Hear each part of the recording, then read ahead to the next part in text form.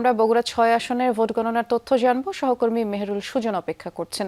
Sujan, vote গণনার সবশেষ কি তথ্য আছে একটু বিস্তারিত করে জানাবেন।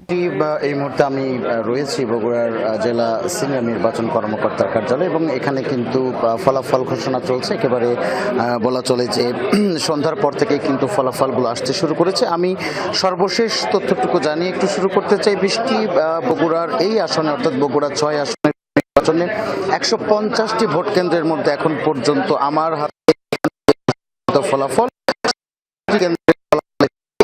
৬৬টি কেন্দ্রে বিএনপি মনোনীত প্রার্থী রেজাউল করিম বাদশা ৫৬,৬০৪ ভোট পেয়েছেন। তার প্রতিদ্বন্দ্বী এখন পর্যন্ত রয়েছেন জামায়াতে ইসলামের মনোনীত প্রার্থী আবিদুর রহমান সোহেল।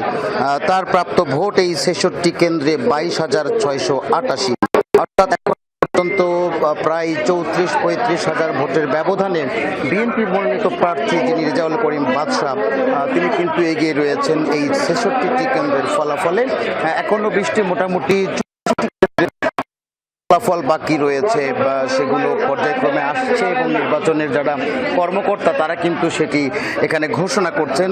বৃষ্টি আরেকটি তথ্য জানিয়ে রেখে এই নির্বাচনে পোস্টাল ব্যালটের যে কেন্দ্রটি, অর্থাৎ আমাদের যারা দেশের বাইরে এইখানকার ভোটার তারা যে ভোটগুলো দিয়েছেন সেখানে কিন্তু এগিয়ে রয়েছেন বিএনপির প্রার্থী রেজাউল করিম বাদশা। তিনি সেখানে পেয়েছেন ৭০০। নিকটতম প্রতিদ্বন্দ্বী এখন পর্যন্ত যিনি রয়েছেন জামায়াতে ইসলামীর আবিদুর রহমান সোহেল, তিনি পোস্টাল ভোট পেয়েছেন ২৪২টি।